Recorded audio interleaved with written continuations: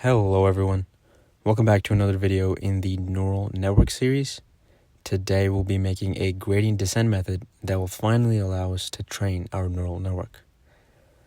So gradient descent is used in a lot of optimization problems, and at its core, training a neural network is just an optimization problem.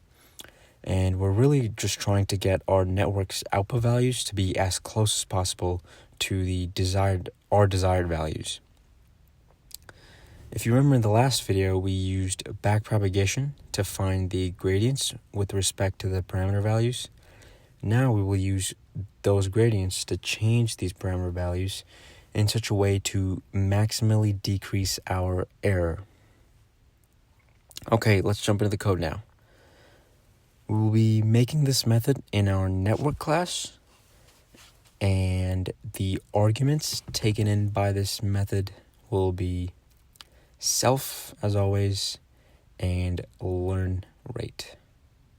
The learning rate will help us change the speed at which our neural network trains at. So a smaller learning rate will result in smaller steps taken by the network each time, which would lead to more granular and detailed learning. However, larger steps will allow you to converge to some optimal value for your parameters a lot faster.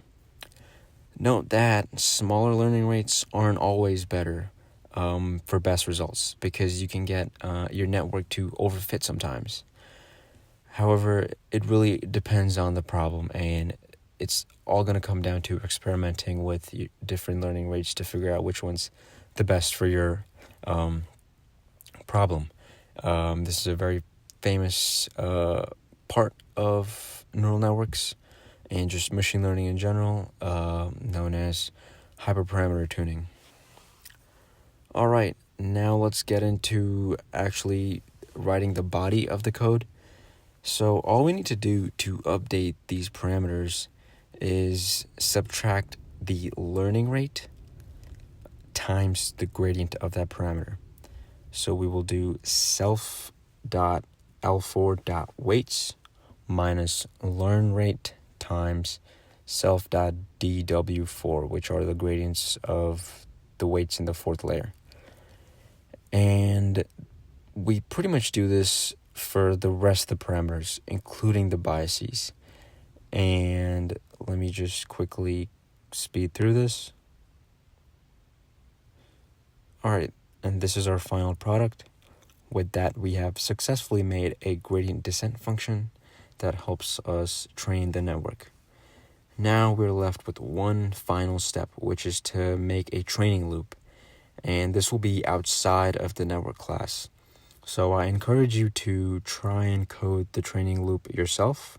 It's not very difficult, so go ahead and give it a shot. But I will upload a video soon detailing the code for the training loop and testing our network to actually fit to the parabola, which was our original goal, as well as some hyperparameter tuning.